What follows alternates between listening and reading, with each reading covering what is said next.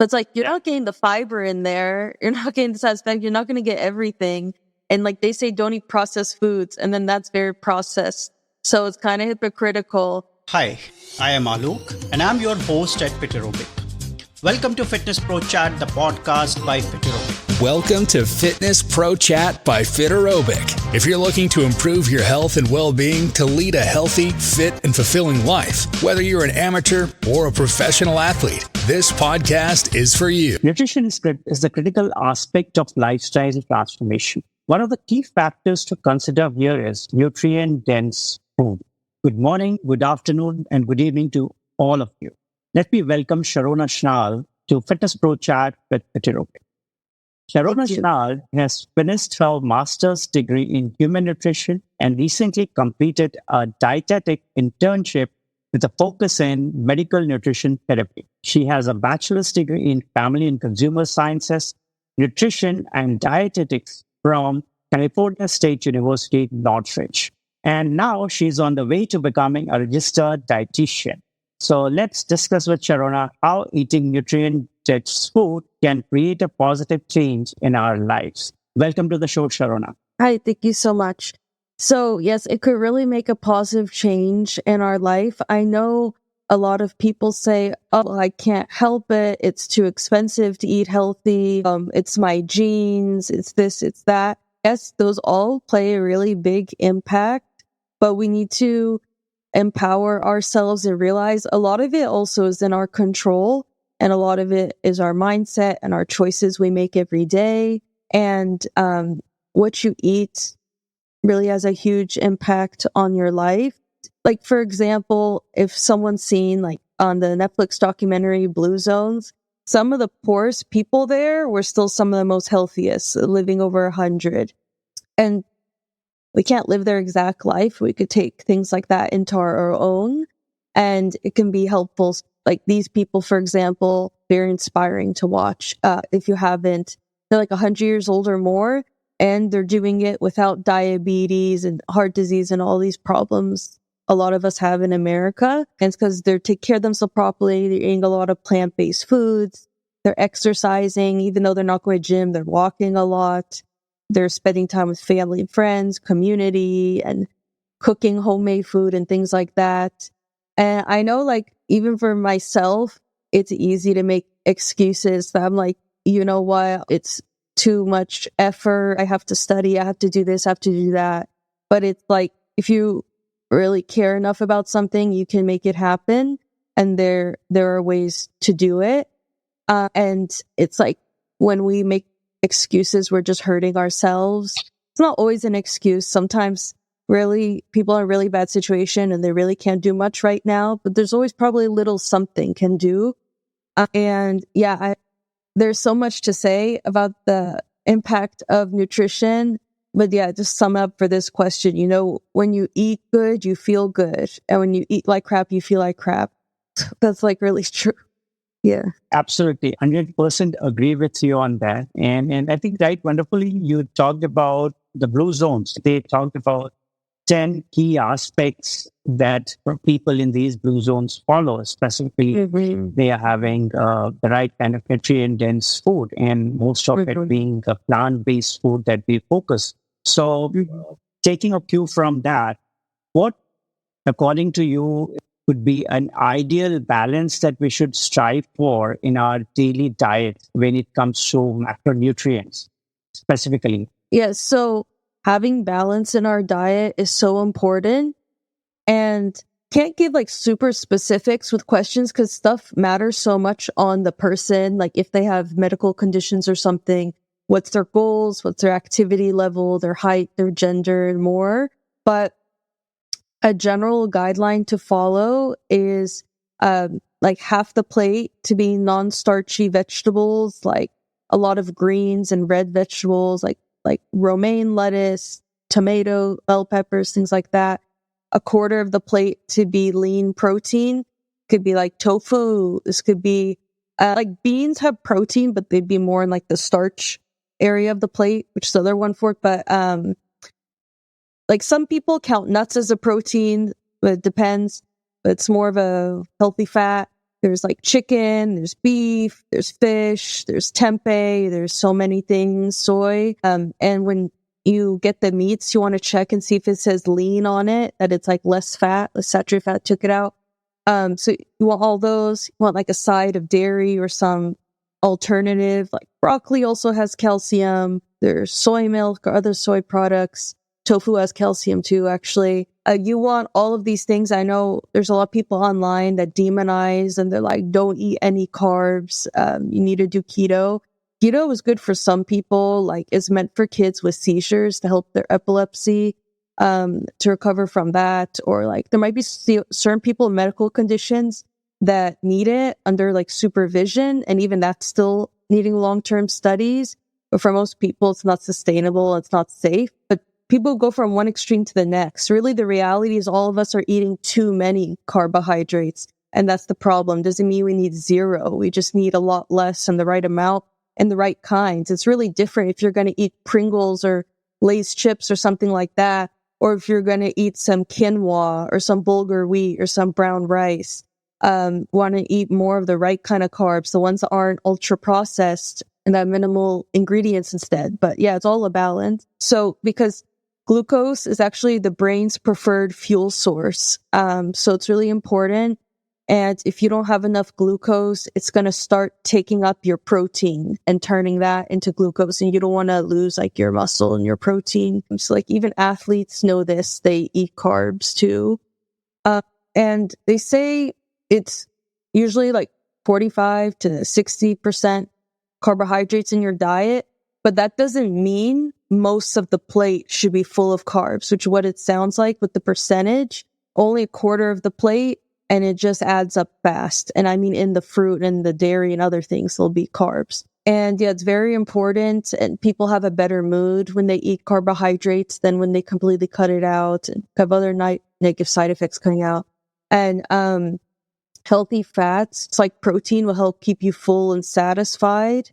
And good for your skin and so many things. Proteins are the building blocks for our bones, our muscles, our cartilage, our skin, our blood.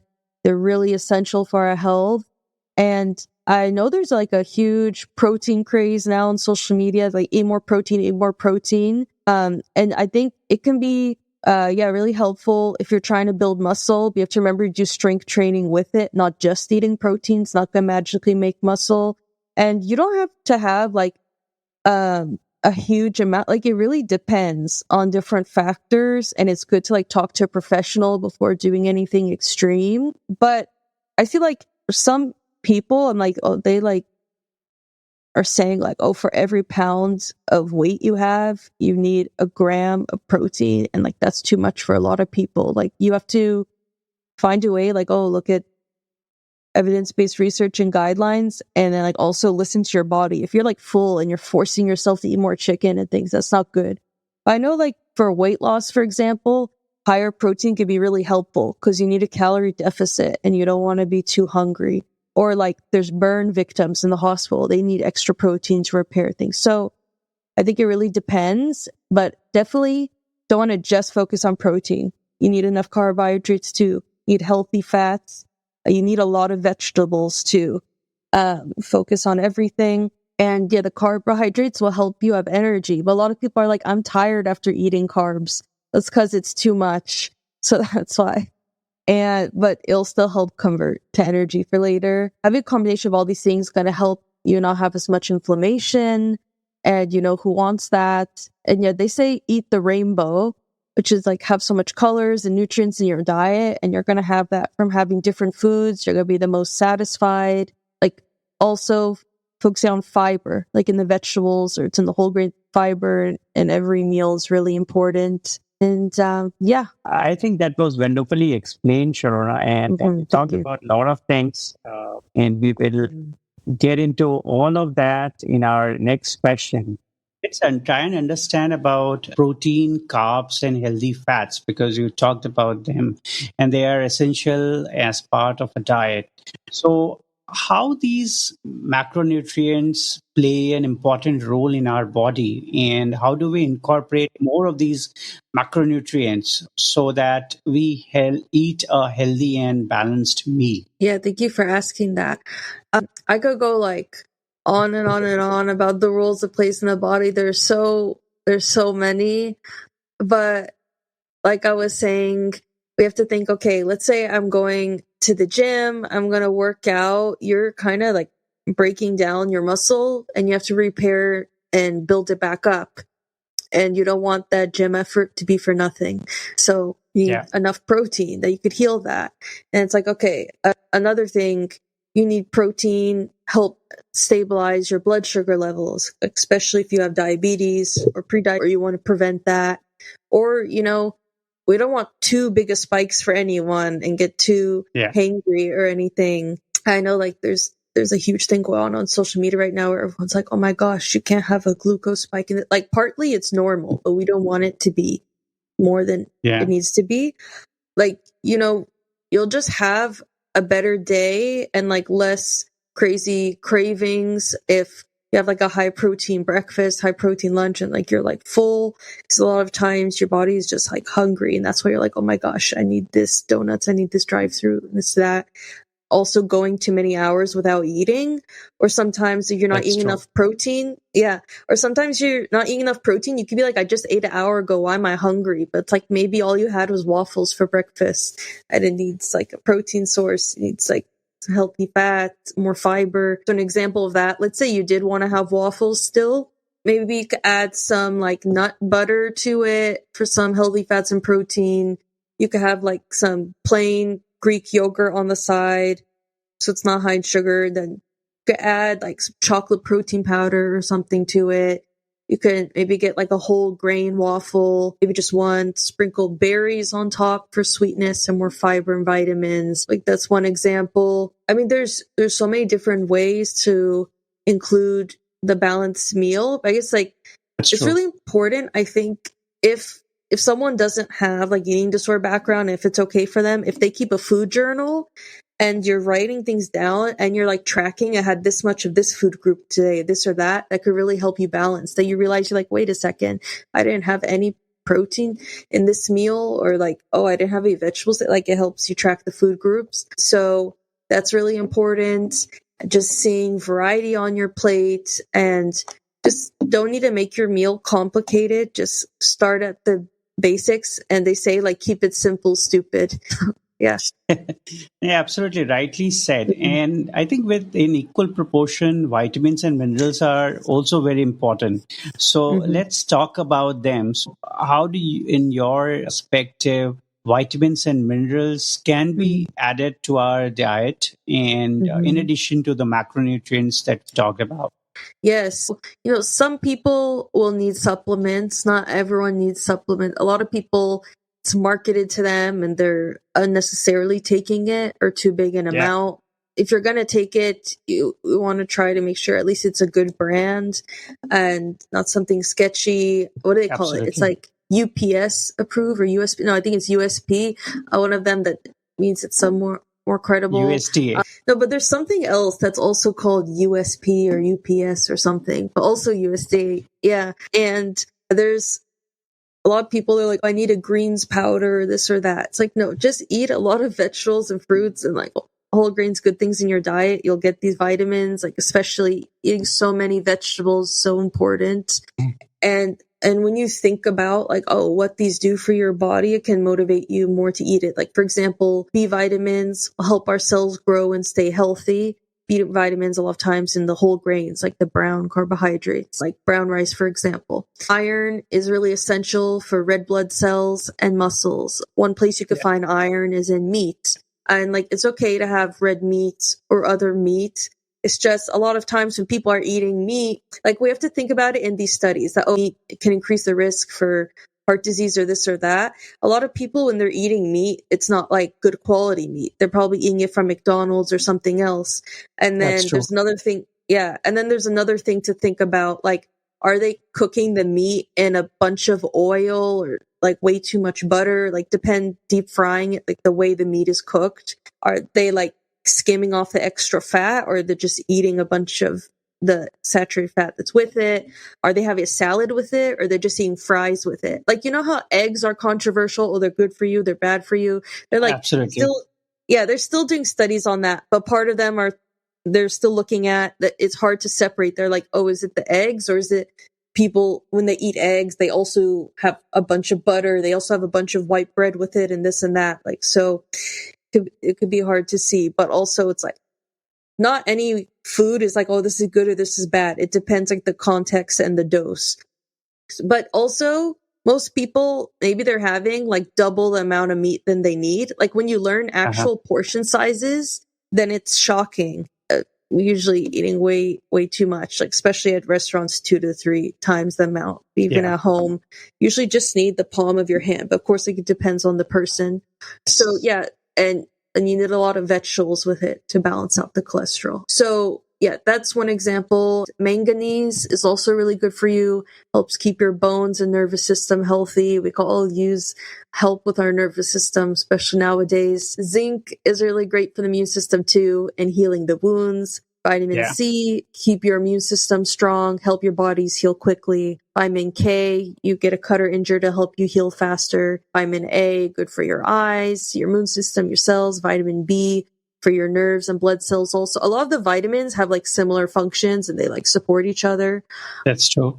Yeah, potassium is good for helping you build muscle, keep your heart healthy. It's a type of electrolyte. So for example, a lot of people, they have like a banana with some nut butter or something before they exercise, because the potassium's good for you. Yeah, magnesium is also good, muscle function and energy production.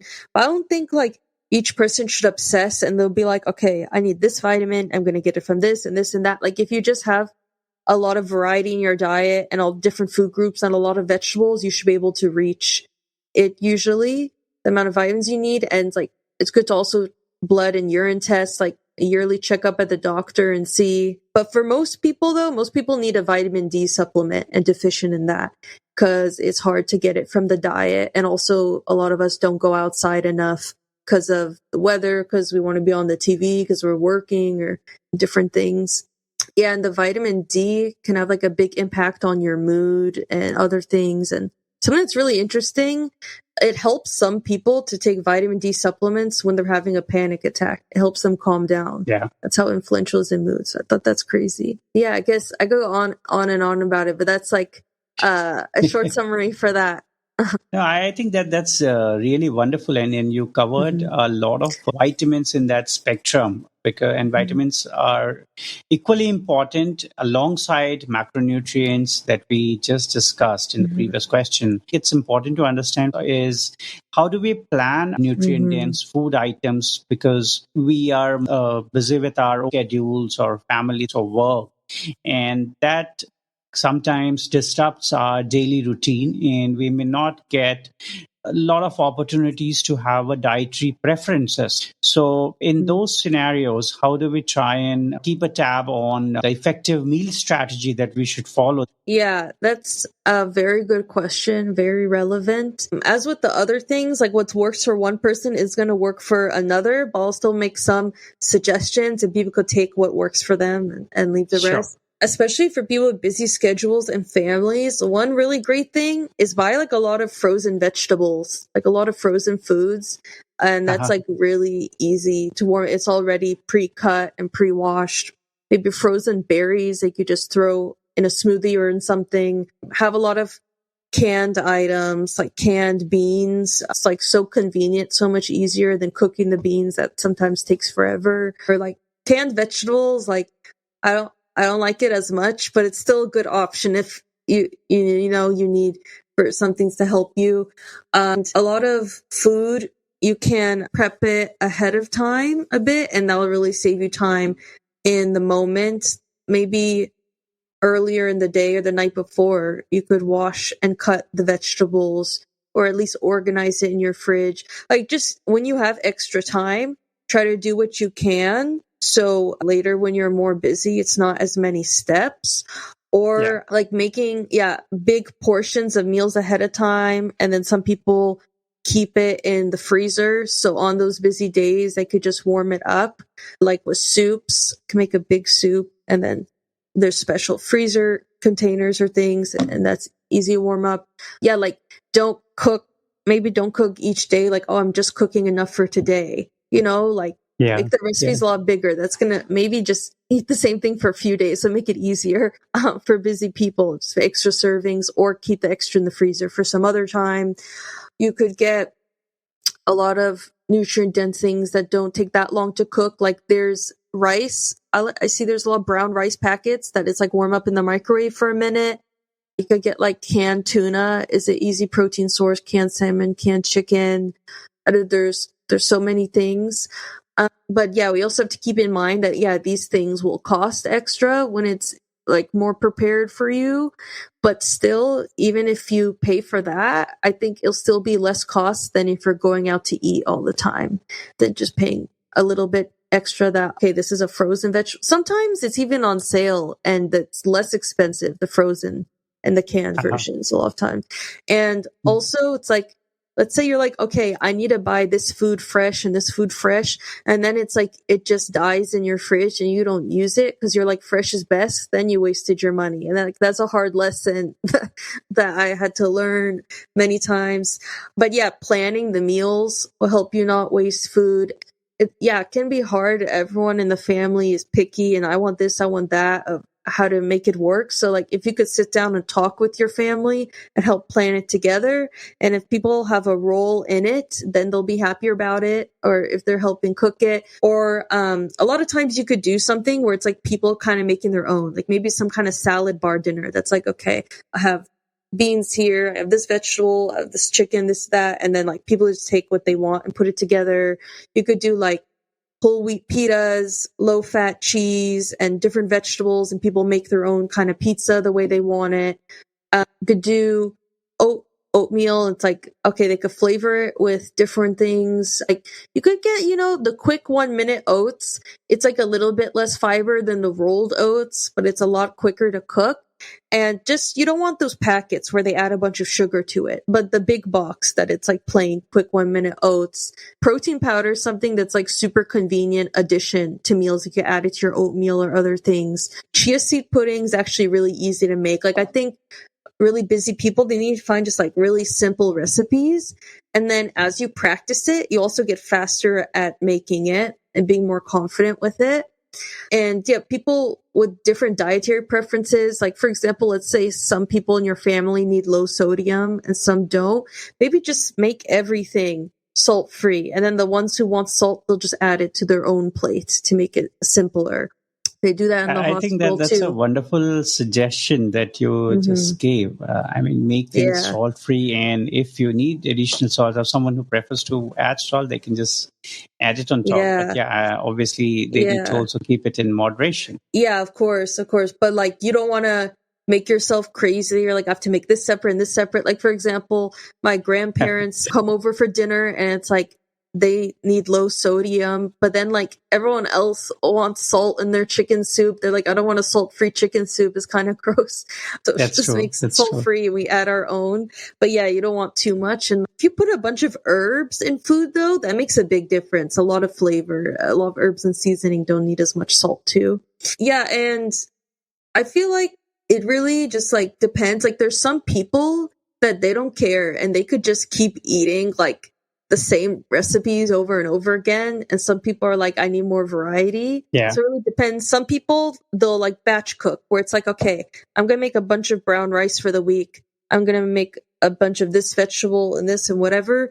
And then throughout the week, you'll season it the way you want. And you could turn something into like a poke bowl. And then you could turn into a lettuce wrap one day. And then you could turn this into a burrito one day. Like, the same ingredients and just turn into looking like different things maybe. And in addition to that, so let's also talk about snacking, because snacking is again another very important part of the meal, and that's where most people lose out or go off track of their entire day's effort that they will be making in keeping themselves on track, especially when it comes to having a nutrient dense meals. So what are some of the, say, nutrient dense snacks that you suggest to include in a healthy diet that people can have on a day-to-day basis? Yes, I appreciate you bringing this up because so many people, they think like, I'm not allowed to have a snack. Oh, it's too many calories, this and that. But it just really depends. Like, okay, we don't be snacking on cookies and chips all the time,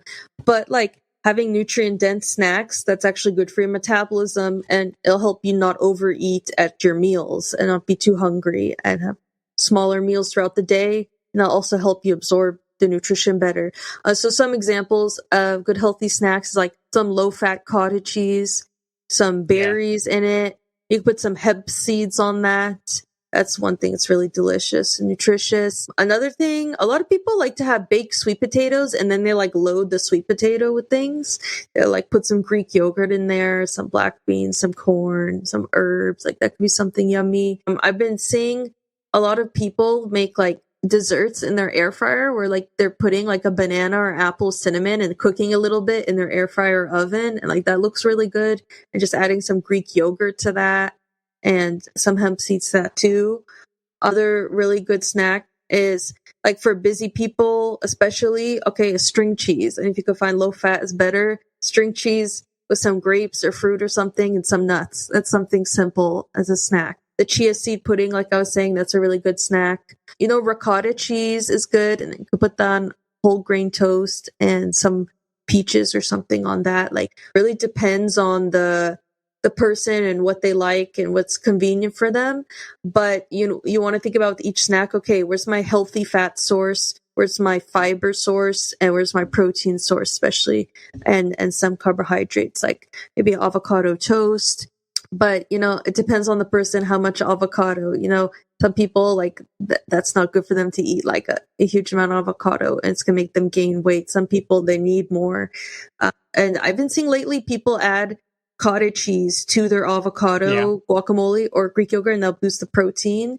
And I tried it and it wasn't bad. You just need to add extra seasoning, and then it's pretty good. Awesome. So another aspect, and this is about superfoods, because today, if I see there are a lot of superfoods that are being sold on Amazon or various other marketplaces, and most of these are artificially or produced or processed superfoods. You mixed some of the nutrients. How about we discuss on some of the naturally available superfoods? And especially if I talk about the Indian context, we have superfoods like the millets, which has been promoted for ages now, and that used to be the staple of our diets.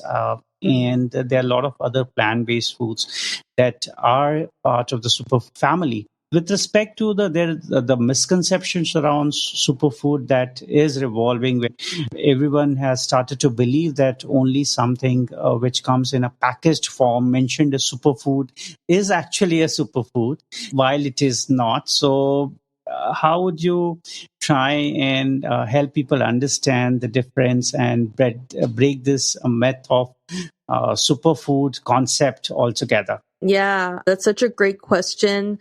Like, for example, with the greens powder, like we were talking about before, they're like, this fits 36 different vegetables, vitamins, and whatever in it. But it's like, you're not getting the fiber in there. You're not getting the satisfaction. You're not going to get everything. And like they say, don't eat processed foods. And then that's very processed. So it's kind of hypocritical.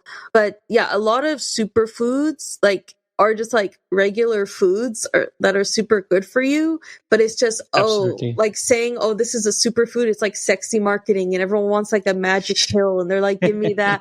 But like, no, that's not reality. People just want your money. And that's why like these influencers that give such misinformation, they get so many views because everyone just wants, I want something easy. But that's not how it works. Like, seeing posts where it's like someone says, drink my lemon detox tea and you'll lose like 10 pounds in a week or whatever it is. They'd say different crazy claims. It's like, yes, lemon water is very good for you, but like these people, they just make claims that they're like, I'm skinny, so people will believe me. But that doesn't mean that's how they got that way. Absolutely. Very true on this. Yeah. I'd say still some foods, I guess I'd call superfoods, that they're not like magical miracle cures, but they're still like very nutrition packed. Like the chia seeds, again, I want to say for example, it's That's true. really high in fiber and protein. It has omega-3s that are good for your brain and more. And it's so easy to add in. I want to try it as a salad dressing or a jam. I've been having it mostly as a pudding or in smoothies. Also, it's kind of a superfood for like if you're someone that suffers with constipation, it works like a laxative really easily. It really goes. And there's berries, especially blueberries and other berries. There's so many studies that are saying like they think it's going to really help prevent like dementia, prevent Alzheimer's and so many different things. It's anti-cancer, like it has a lot of antioxidants, anti-inflammation. The black beans also antioxidant, a lot of green vegetables, broccoli, like some of the things that seem the best, but really like we don't want to only focus on superfoods because like too much of anything is not good and we need variety in our diet and all the different nutrition, but definitely we want to keep these in it. Also, high fiber foods are super good for you. But if that's all you're eating, you could get constipated from that too, or digestive problems. You don't want too much fiber. I'd say like the sweet potatoes are also known to be a superfood and like they're super delicious and good for you. I mean, you could really call like so many different foods a superfood. This has this and that helps prevent that. Yeah, I say just eat a variety in your diet and that's what's best instead of focusing on superfoods. Oh, but one more thing, like actually maybe like cottage cheese is a superfood and Greek yogurt. Cause like when you look at the macronutrients, you're like, wow, like half a cup of cottage cheese is only 90 calories and like 11 grams protein. You're like, whoa, that's really good. And like on the plain Greek yogurts too. But yeah, you want everything included in there. But oatmeal also, that's like super filling. When you have like an oatmeal breakfast. And I think the simple explanation to a superfood is anything that's nutrient dense, low in calorie, and it helps and it comes with packed with a lot of vitamins and minerals, and it helps to drive or augment bodily functions. I think all such foods can be superfood. Yes, exactly. Yeah. Right. So, yeah, I think that's another important topic that I wanted to ask with you is on supplements. And we talked about it. You mentioned that supplements are not important. And this is the conversation which I'm already having with a lot of other experts on this show and in the other forums. Do we really need supplements? And if at all we need supplements, so how do we complement that? We do not consume supplements or we do not have an overdose of supplements. Yeah, so it really depends on the person. Like if someone has a nutrient deficiency or they can't eat certain foods for a certain reason, medical conditions and different things, like it depends. Should talk to a doctor about it. Some people will need supplements, but most people are taking it when it's not necessarily, and it's best to just get it from the food source and having a balanced diet. And, taking supplements is kind of risky and dangerous because they're not really regulated. So like, there's some you could see, this seems like a high quality one, but there's not that much supervision on them. And a lot of times, like, you'll only hear about, this supplement has these harmful effects once they've hurt so many people. And even then, it's not always really out in the media and reported. Yeah. But I mean, some ways you could try to tell, like, is this supplement a red flag? Is like if a Kardashian's promoting it, it's probably not good. like you need people with like ethics and morals promoting it, not people that they just want money, not that they make outrageous claims. This is going to help you have my body or something like that.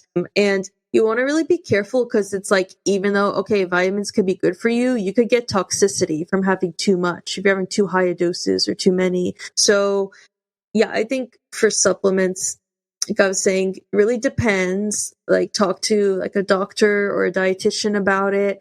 And some are better than others. And most people need vitamin D.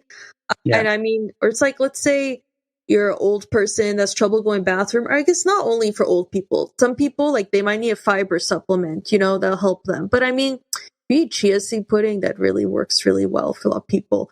Or popcorn is really good. Apples and different things with fiber. I mean, protein, like I guess some people count protein powder as a supplement, and that could be helpful as like a cheap protein source. And especially if you're trying to lose weight and you need to get in extra protein, but you don't want it to be like the only thing. Part of the problem with supplements is people are only relying on supplements and they're like barely eating. Like you need real food too, and it's supposed to supplement, like be in addition to, not like instead of. Absolutely. I think very well explained about supplements. Thank you. From there, let's move on to the next question, and which is more about planning our each meal. And when we talk about breakfast, because there are a lot of people who still consider that if they skip breakfast, that would be quite healthy for them. On the contrary, it's not. There have been research that asks or recommends that people should have breakfast as early meal of the day. And even if they do not, it's not that something that they should worry about, but it's important that they eat moderately throughout their day.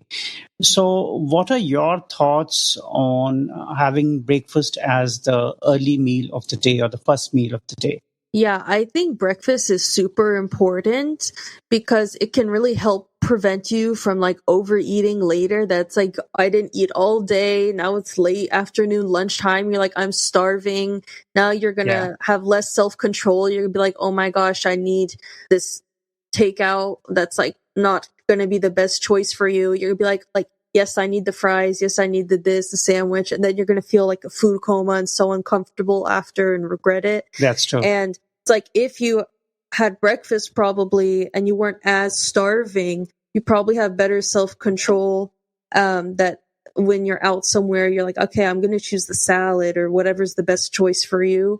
So it really affects your self-control and your thinking. It makes you want a bunch of quick, fast energy, like a bunch of sugar, a bunch of white carbohydrates. And yeah, like we're saying, it could help your blood sugar levels, help you control your cravings better, be less hungry. So many different things it's good for. And like your body needs fuel. So it's really important. I mean, there's so much misinformation. I think about like, oh, where did it come from? Maybe part of it came from, okay, what do people usually have for breakfast? Super sugary cereal. So they think, oh, I'll skip breakfast, I'll lose weight. But it's like, okay, breakfast is good for you. It's just you need a different kind of breakfast, you know? Like if you're having hard-boiled eggs, some plain Greek yogurt, some berries in it, some oatmeal or something like that, that's going to be very good for you. And yeah, of course, could depend on the person, what's good for them. But a lot of people also think, okay, I'm going to eat less this way. Like I said, you're not going to eat less. You're going to be more hungry later. And then you're going to have less time to burn it off during the day. It's also going to slow down your metabolism. Maybe your body's going to be thinking, oh, I'm starving. It's going to hold on to fat more. And it really messes you up in a lot of ways. There's a lot of studies about it.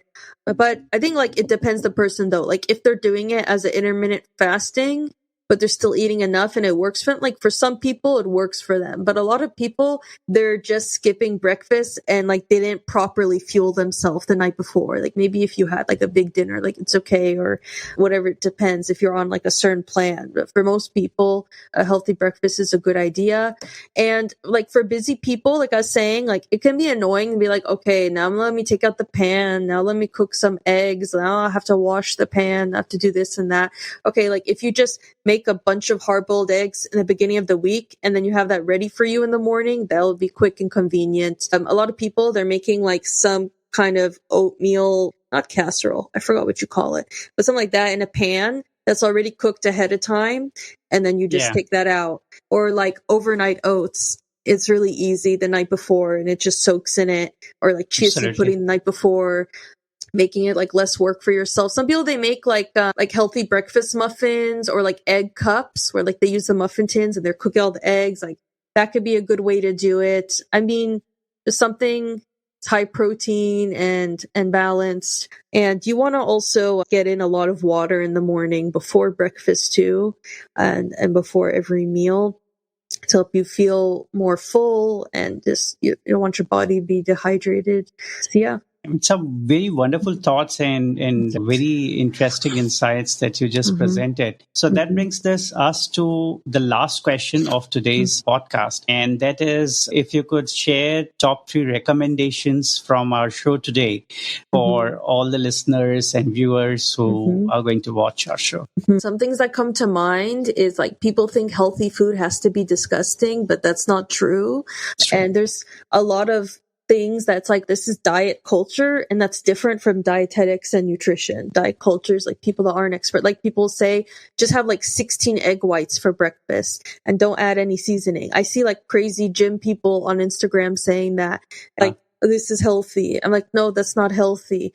Like, it doesn't hurt to have seasoning. I think like we should enjoy our food. It's about quality of life, and it's not all just about calories and whatever. It's about nutrition, and seasonings a lot of times have like good nutrition in it, and you don't want any extreme, no matter what diet you're doing. Have some vegetables in there. Even though there's so much controversial research in nutrition, almost everyone agrees having a ton of vegetables is really good for you. And it's like a common factor in all the diets. And, even basic things like sleeping enough will have such a big impact on like helping you not have as many cravings and wanting to eat too much. Variety in your diet, like we were saying, doing something that works for you. It's not all one size fits all, and try not to compare yourself to others, and listen to people that are actual experts and that are good role models, and not promoting unhealthy behaviors. Because then there's a lot of people that they're like, look, I'm skinny, do what I do. Like we were saying, they're only having supplements and water, and they're like barely eating all day. Oh, you need to eat real food too, and follow people that's realistic. And So thank you so much, Sharona. It's a pleasure to speak with you today. And I really love talking to you about nutrient-dense food. And you are quite insightful, and there were a lot of learnings that even I can take away from our session today. So thanks once again, and I look forward to speaking to you soon. Thank you so much. Me too. That's a wrap. Thank you for listening to Fitness Pro Chat by Fit Aerobic. We hope you had key takeaways from today's episode and learned something new. Don't forget to download and subscribe so you don't miss the next episode, and leave us a rating and review on your favorite platform. In the meantime, reach out to us on Instagram at Fit Aerobic or through our website, fitaerobic.com. And remember, failures will only make you strong and better learned. Take care, stay healthy, and live a fulfilling life with Fit Aerobic.